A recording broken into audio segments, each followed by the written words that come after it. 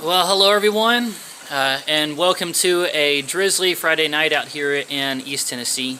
About 7 o'clock at night on March the 20th, 2020. And I hope this video finds all of you well and safe. For a future time when I might be looking back on this, let me go ahead and say this now. We are in the middle of a mass cancellation and I guess you could call it a lockdown, where everybody's trying to stay home as much as possible to slow the spread of something they're calling the COVID-19. So that's what I'm in the middle of right now. Oh, and because you guys are going to request it if I don't include this, the obligatory appearance of the channel mascot. I know, Nestor, I know.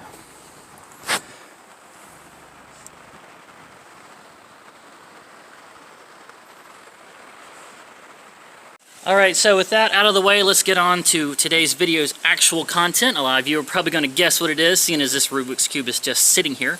But on one of my last little thrift store hopping excursions that I did before all this went down, I lucked out and found this little score of brain teasers for about $2 a piece, and many of them are just kind of the wooden puzzles, which I'm sure these could make for a video all their own, but today I'm wanting to focus on this one because, like many of you, this is a toy I had as a kid, and I never could figure out how to solve it. And like many of you, I'm sure, I ended up ripping the stickers off and trying to put them on in the right place, but they never went back on quite right. It pretty much destroyed the toy.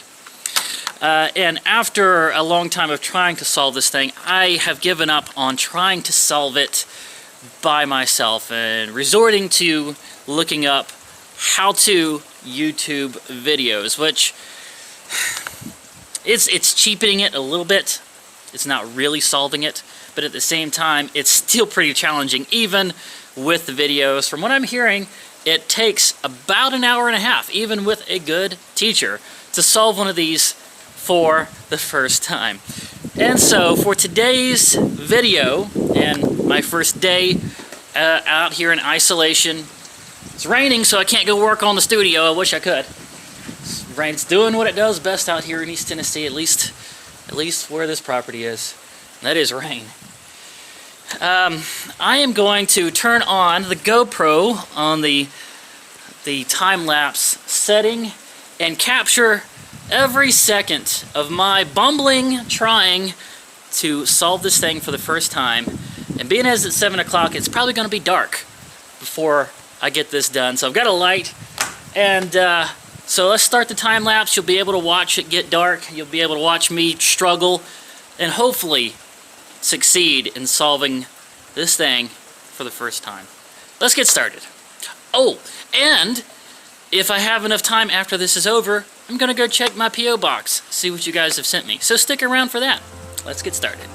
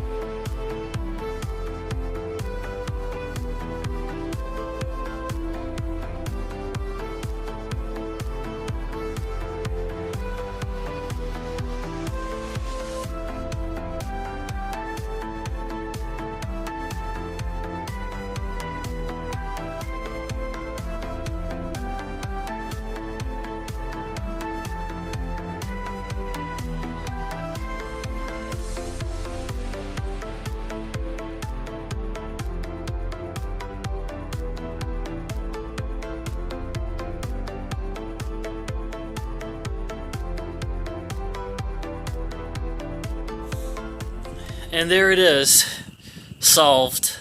I don't know if you could really say solved because I did use an instructional video, but even with the aid of this instructional video, as you guys saw, there was a lot of start overs.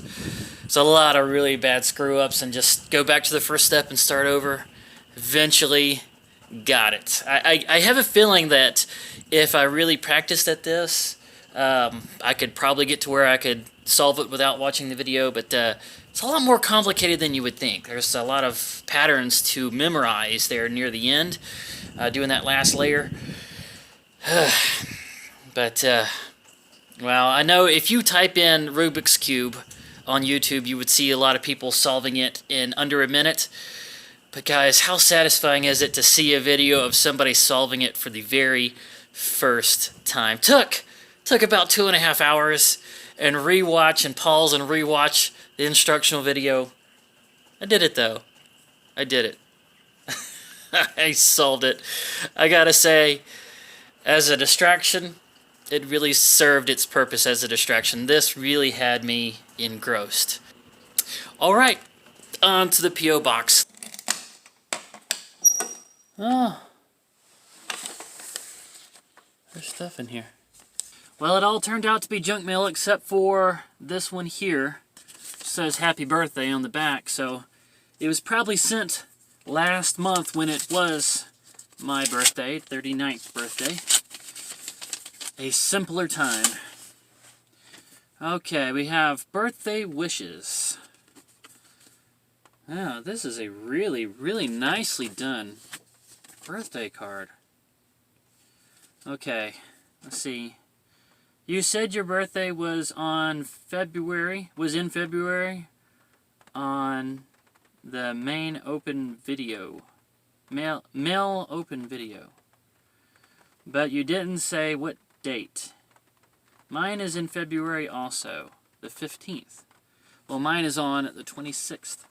And my dad's is on the 27th. We almost shared the same birthday, but I kind of like that our birthdays are close together but not right on top of each other. It makes it where we can kind of share birthdays, but I still have my own. Alright, we have, there's a name down here. Ooh, first subscriber you met. Oh! Oh, that's not a J, that's a T. It's Trisha. Trisha.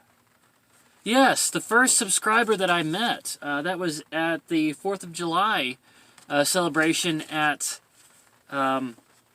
Marietta Square down around Atlanta. I remember her. She brought a whole shoebox full of homemade chocolate chip cookies and a big bag of catnip for Nestor as well. I ended up eating just about every one of those cookies. Yeah. She's a really nice lady, and I really hope things are back to normal by July so we can go and do that again.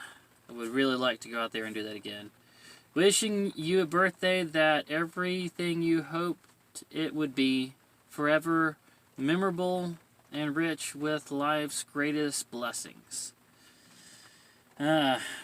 Wishing you a birthday of a beautiful moment, wonderful memories, and nothing but happiness for all days ahead. It says right here, Pat. But yeah, this Trisha will go up here on the wall.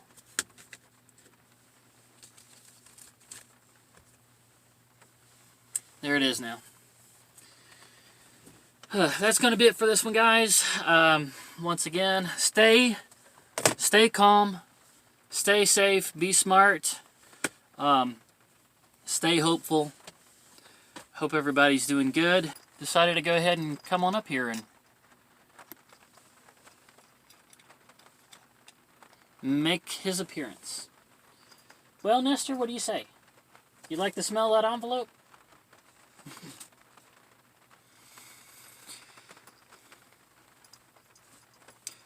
Look forward to seeing you in the next one.